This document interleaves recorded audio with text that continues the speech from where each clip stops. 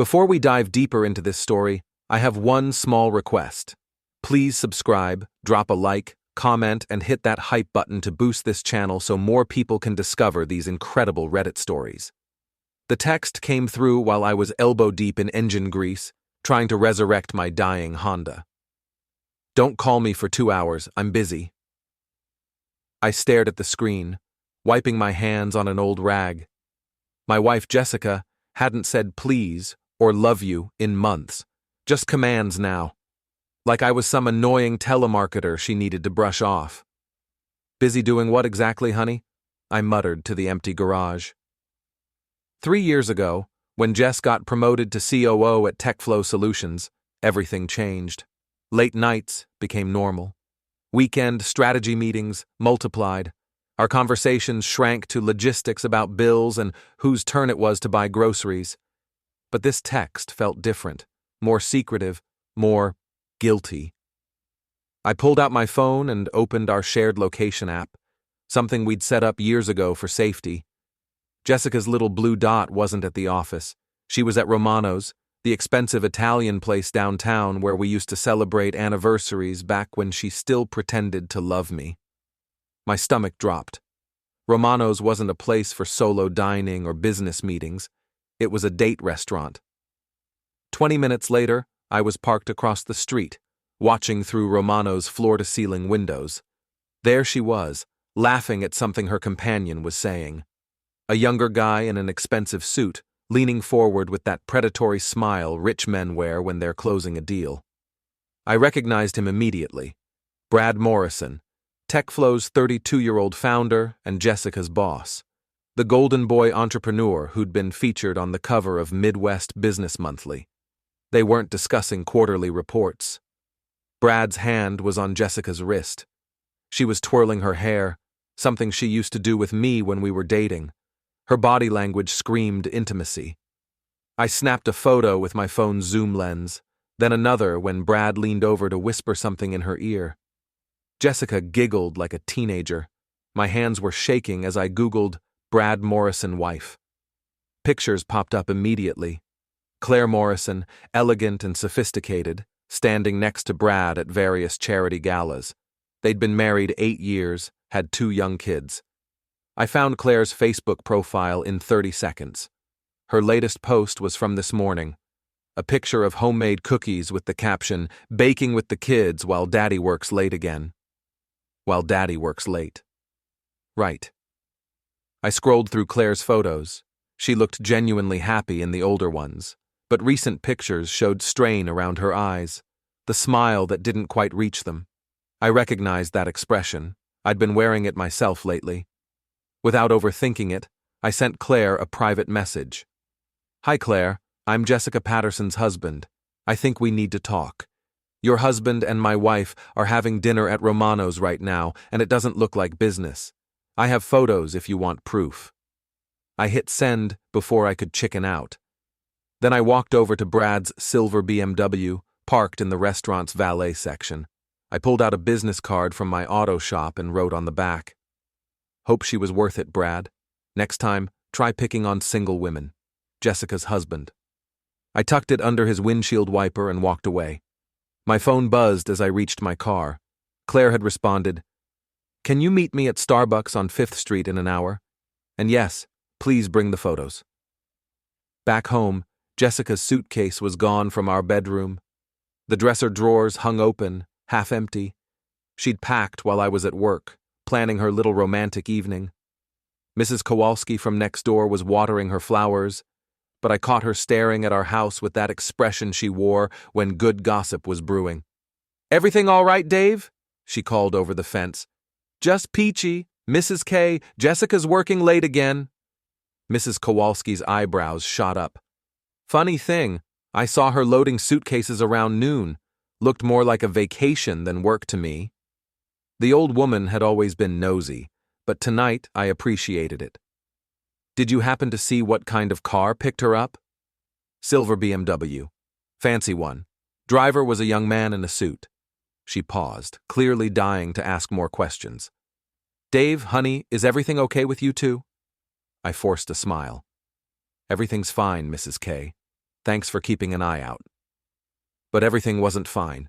My wife had essentially moved out to shack up with her boss, and I was about to meet said boss's wife to compare notes on our mutual betrayal. Claire Morrison was waiting at Starbucks when I arrived, looking exactly like her photos but with red-rimmed eyes. She'd been crying.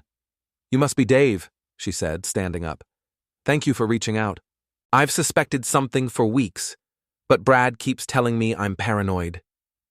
I showed her the photos on my phone. Claire's face crumpled as she swiped through them. "That bastard," she whispered. "He told me he was having dinner with potential investors tonight. Look at this." She showed me a text from Brad. "Meeting running late. Don't wait up." We sat in silence for a moment, two betrayed spouses processing our new reality. "How long have you suspected?" Claire asked.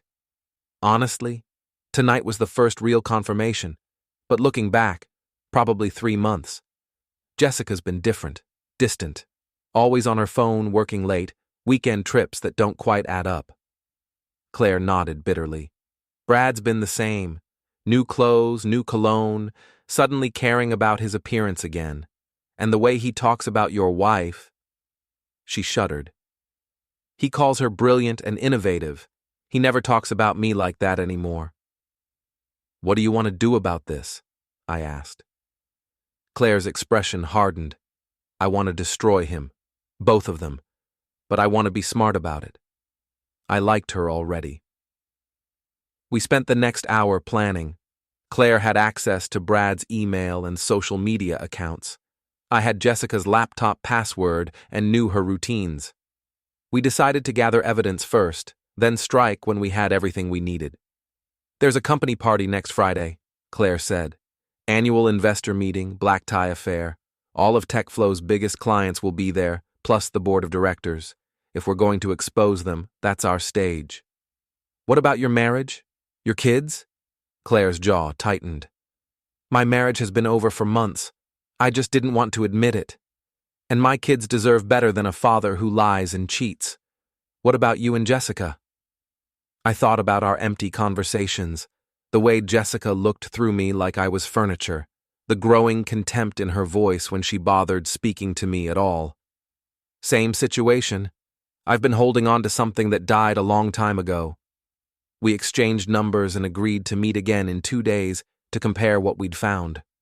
Walking back to my car, I felt something I hadn't experienced in months. Purpose. For the first time since Jessica's promotion, I wasn't the pathetic husband being left behind. I was a man with a mission.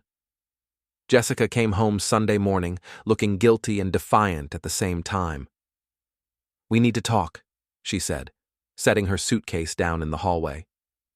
"Do we? Because your text yesterday suggested you were too busy for conversations." She flinched. "Dave, I know this is hard, but I think we need some space. I'm going through a lot right now with work and—" "Cut the bullshit, Jess. I know about Brad." Her face went white, then red. "I don't know what you're talking about." "Romano's, yesterday. The hand-holding, the giggling, the way you were looking at him like he hung the moon." I pulled out my phone and showed her the photos. Jessica stared at the screen, her mouth opening and closing like a fish. Finally, she found her voice. "You followed me?" "I didn't have to follow you. You're on my phone plan, remember? Find My Friends has been tracking your romantic dinners for weeks." "Dave, it's not what you think." "It's exactly what I think. You're sleeping with your boss. The question is, what are we going to do about it?" Jessica straightened up, and I saw the cold, calculating woman she'd become at work. "What do you want? Money? I'll give you the house and the divorce. I want you to stop lying to me. I want you to admit what you've done." "Fine." Her voice turned hard. "Yes, I'm seeing Brad. Yes, I'm in love with him. And yes, I want a divorce. You're a mechanic, Dave. You work with your hands, you smell like motor oil, and you have no ambition. Brad sees my potential. He values my mind." The words hit like physical blows, but I kept my expression neutral. "Does Brad's wife know he values your mind?" Jessica's confidence wavered. That's between Brad and Claire. Actually, Claire and I had coffee yesterday. Nice woman. She's not happy about her husband's extracurricular activities. Now Jessica looked genuinely scared. You told her? I showed her the photos. She's surprisingly understanding about the whole situation. Dave, you can't. Brad could lose his company if this gets out. The board is very conservative about personal conduct.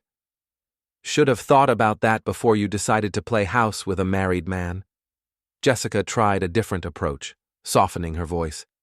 Look, I know I hurt you, but we can handle this like adults.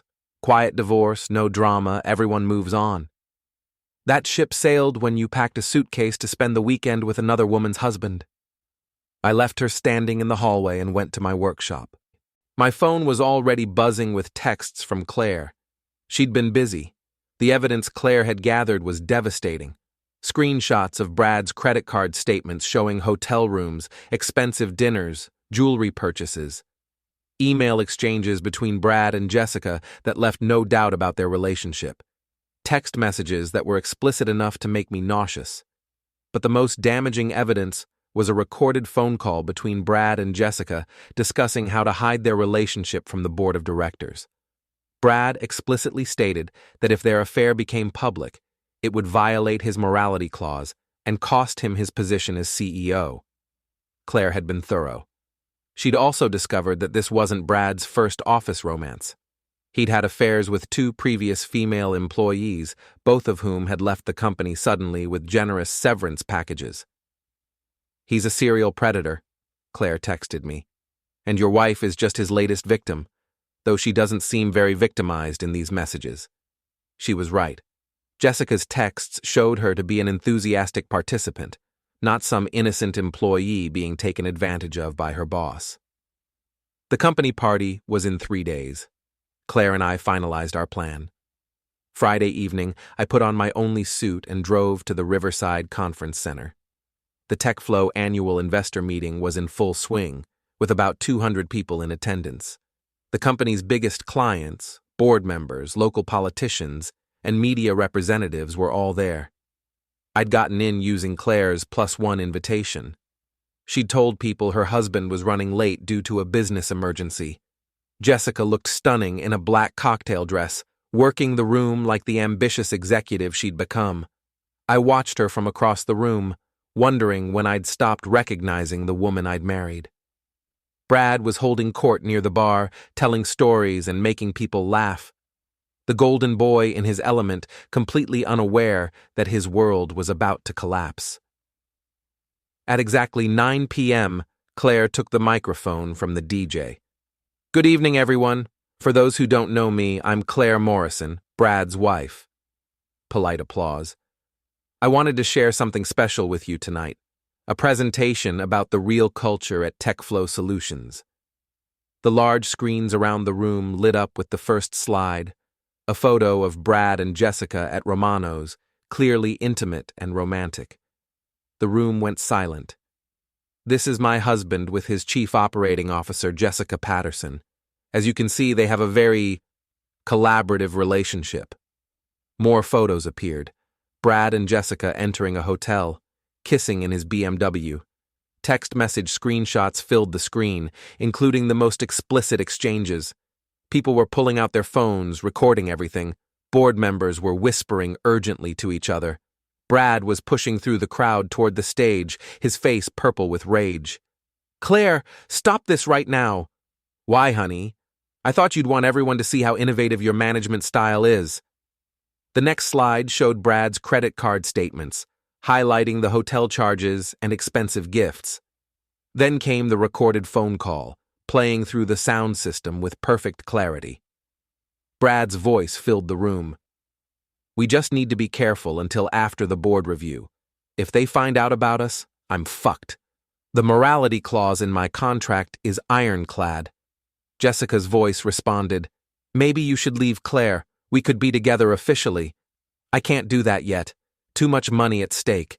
After I secure the next round of funding, we'll figure it out. The room erupted. Board members were on their phones. Investors were heading for the exits. The local news reporter was interviewing shocked attendees. I found Jessica near the back of the room, looking like she wanted to disappear into the floor. "Enjoying the party?" I asked. "Dave, please, we can fix this. I'll resign, we'll go to counseling." "No, Jess, we're way past fixing anything." Brad appeared beside us, his face twisted with fury. "You son of a bitch. Do you have any idea what you've done?" "I've told the truth. Funny how devastating that can be." Brad stepped closer, trying to intimidate me. "I'll destroy you. I'll sue you for everything you have." "With what money? I'm betting your board just fired you. Hard to pay lawyers when you're unemployed." Security was escorting Claire off the stage, but the damage was done. The story was already spreading on social media. Tech flow scandal was trending locally. Brad's phone was ringing constantly. He answered one call, listened for 30 seconds, then hung up with a defeated expression. "That was the board chair," he said quietly. "I'm fired, effective immediately." Jessica grabbed his arm. "What does that mean for us?" Brad looked at her with contempt. "There is no us. This is over. My lawyers will be in touch about the non-disclosure agreement you signed." He walked away without another word, leaving Jessica standing there in shock. "He's abandoning you," I told her, "just like he abandoned his wife and kids. That's who you chose over our marriage." Jessica started crying, but I felt nothing. No satisfaction, no pity, no regret, just emptiness where our relationship used to be. The next morning, the story was front-page news in the local paper. Tech CEO fired after affair exposed at company party.